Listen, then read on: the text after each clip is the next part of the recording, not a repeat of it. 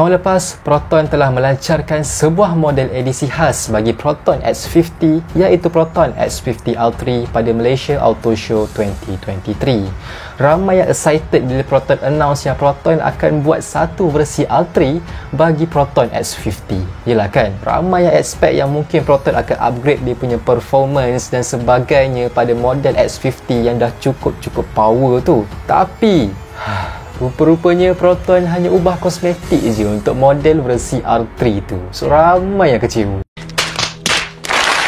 Namun, baru-baru ni kita dapat terima satu laporan bahawa Proton sekarang ni sedang membangunkan sebuah model edisi khas R3 juga bagi sebuah sedan serba baharu mereka iaitu Proton S70. Di mana kali ini dikatakan Proton S70 R3 ni akan didatangkan dengan versi R3 yang bukan sekadar perubahan kosmetik sahaja tetapi upgrade daripada segi performance juga. Ini yang kita nak tunggu ni. So kalau anda semua nak tahu lebih lagi berkaitan dengan Proton S70 R3 ni, jangan lupa tengok video ni sampai habis dan klik button like dan subscribe channel saya dekat bawah ini. So jom guys, let's go, away we go.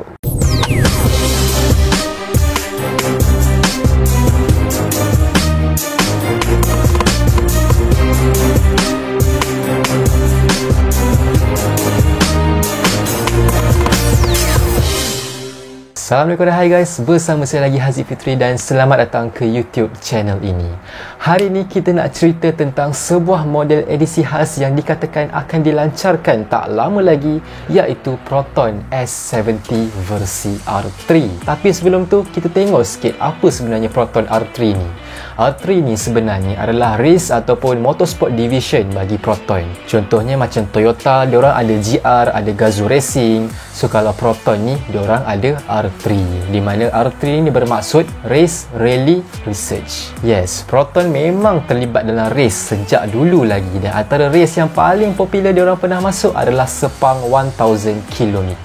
Rally. Rally ni tak lain tak bukan Proton Satria Neo R3 itulah. Itu antara model paling legend lah dalam dunia motorsport rally. Dan research. Apa yang Proton research adalah mengenai performance bagi enjin-enjin mereka dan juga model-model kereta mereka. Macam mana mereka nak upgrade kereta-kereta biasa di atas jalan raya biasa kepada kereta yang sangat suitable kepada litar lumba dan juga litar rally. Dan itulah dia apa yang dilakukan oleh Proton R3 ini, motorsport division bagi Proton. So, apa sebenarnya yang kita boleh expect dengan Proton S70 versi R3 ni? Yang pertama sekali adalah mungkin ia akan didatangkan dengan enjin serba baharu. Seperti yang kita semua tahu yang sekarang ni Proton S70 menggunakan enjin 1.5 liter turbo MPI, iaitu sebuah enjin 1.5 liter turbo yang khusus untuk kegunaan passenger car biasa. Maksudnya kereta ni dia punya power 1.5 liter turbo tu memang spesifik dan memang sangat-sangat suitable dengan body S70 ini. Tapi sedia maklum bahawa Proton S70 ini diasaskan daripada platform Geely BMA, iaitu satu platform yang sama dengan Proton X50. So bila dengar platform sama ni, ini juga membawa maksud bahawa sebenarnya Proton tak perlu pun keluarkan kos ataupun R&D yang berlebihan untuk masukkan enjin yang lebih power. Kerana kalau kita lihat pada model Proton X50, lebih-lebih lagi varian paling tinggi, varian flagship, dia menggunakan enjin yang lebih berkuasa iaitu enjin 1.5 liter TGDI turbo gasoline direct injection yang boleh menghasilkan 177 PS dan 255 Nm of torque dipadankan dengan 7 speed DCT. So dekat sini kita boleh nampak bahawa platform Geely BMA ni dia boleh handle enjin yang power macam 1.5 liter TGDI tu. Dan ini membawa maksud bahawa Proton S70 versi R3 itu berkemungkinan besar akan di-upgrade enjin 1.5 liter turbo MPI kepada enjin yang lebih berkuasa iaitu 1.5 liter turbo TGDI sama macam X50. Kalau enjin yang sedia ada S70 ni pun dah cukup power, tambah lagi dengan enjin yang lebih power TGDI ni, of course dia punya performance dia lebih tinggi lagi lah. Macam mana pula daripada segi suspension? Ini juga adalah salah satu perkara yang agak di-highlightkan juga semasa awal pelancaran Proton S70, di mana dia menggunakan suspension belakang jenis torsion beam. Dan kalau kita lihat suspension torsion beam ni, dia bukanlah satu suspension yang lebih tegap macam suspension multi-link yang digunakan pada Proton X90 yang tu lebih baik lagi lah. Tapi untuk Proton S70 versi R3 ni, kita masih lagi tak dapat pastikan sama ada adakah Proton akan upgrade juga dia punya rear suspension daripada torsion beam kepada multi-link. Itu pun satu benda yang kita tak pasti lagi. Tapi kalau Proton upgrade kepada multi-link, of course dia punya handling akan jadi lebih precise lagi. Dan additional untuk versi R3 Proton S70 ni sudah tentu daripada segi dia punya aksesori dan juga body kit, upgrade dia punya spoiler dan sebagainya. Dan saya rasa mungkin ramai yang akan menantikan rim yang mungkin akan digunakan. Yelah kan, kalau kita tengok rim R3 dulu, itu memang dah cukup lawa dah tu, memang superb habis.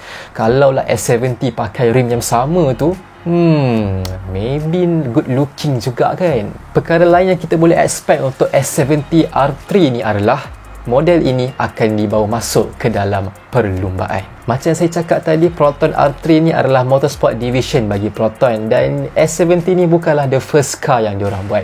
Dah banyak kereta Proton yang dah jadi versi R3. Sebagai contoh, the legendary Proton Satria R3, kemudian ada Satria Neo R3, ada Preve R3, Suprema S R3, Proton Iris R3, dan yang sekecil-kecil Proton Saga tu pun ada versi R3 juga. Di mana Proton difahamkan pada tahun ini mereka nak kembalikan semula division R3 ni untuk menjadi sebuah pasukan motorsports, dan mereka bercadang untuk masuk ke perlumbaan Sepang 1000 km. Sebagai rekod, kali terakhir Proton R3 race dalam Sepang 1000 km adalah pada tahun 2019, di mana mereka menjadi juara keseluruhan Sepang 1000 km dengan menggunakan model Iris R3 dan juga Saga R3.